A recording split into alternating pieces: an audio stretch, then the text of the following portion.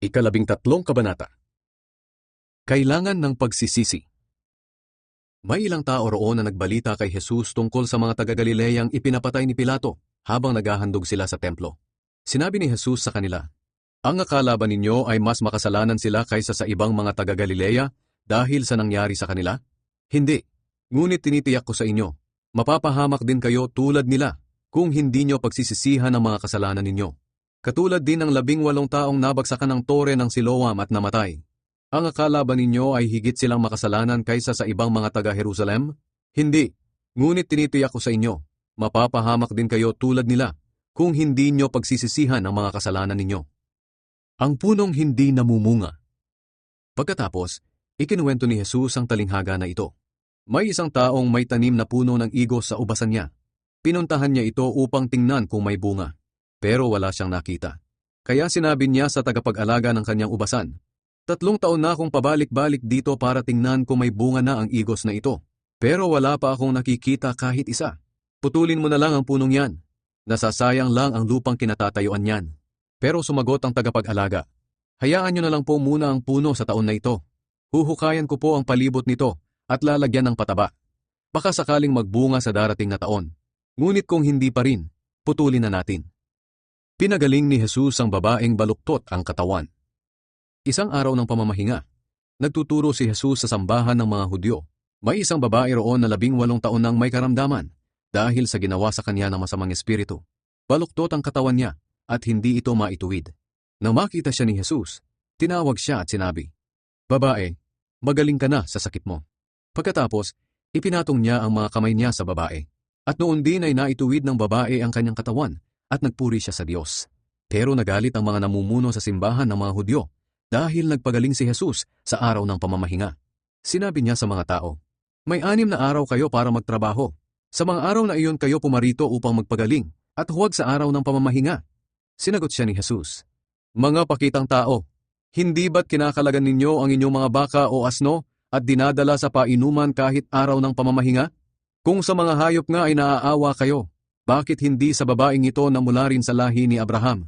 18 taon na siyang ginapos ni Satanas, kaya nararapat lang na palayain siya, kahit na araw ng pamamahinga." Napahiya ang mga kumakalaban kay Jesus sa sinabi niyang ito. Natuwa naman ang mga tao sa mga kahanga-hangang bagay na ginawa ni Jesus. Ang paghahalintulad sa buto ng mustasa. Nagpatuloy si Jesus sa pagtuturo niya. "Ano kaya ang katulad ng paghahari ng Diyos? Sa ano ko kaya ito maihahambing? Katulad ito ng isang buto ng mustasa na itinanim ng isang tao sa kanyang taniman. Tumubo iyon at lumaki na parang punong kahoy ang taas, at pinamugaran ng mga ibon ang mga sanga nito." Ang paghahalintulad sa pampaalsa. Sinabi pa ni Jesus, "Sa ano ko pa kaya maihahambing ang paghahari ng Diyos?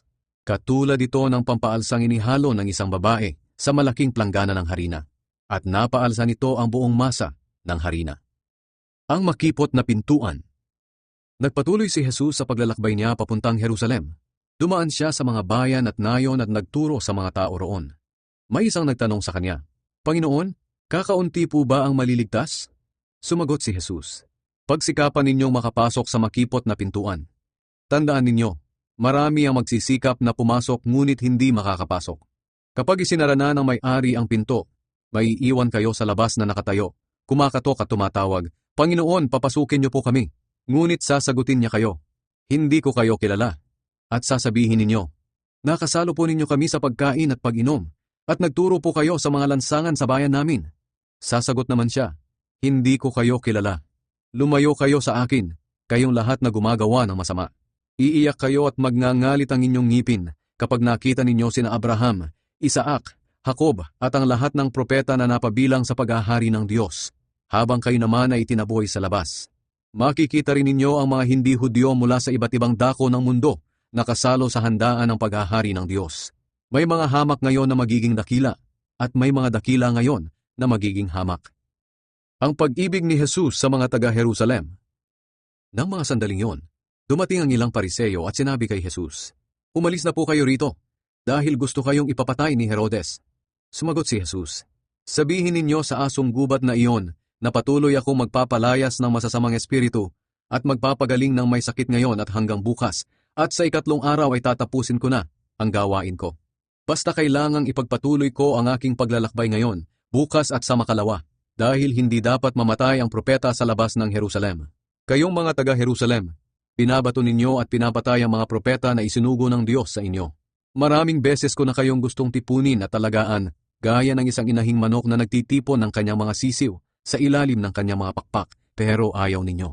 Kaya bahala na kayo sa sarili ninyo, sapagkat hindi nyo na ako makikita hanggang sa dumating ang panahon na sabihin ninyo, pagpalain ang dumarating sa pangalan ng Panginoon.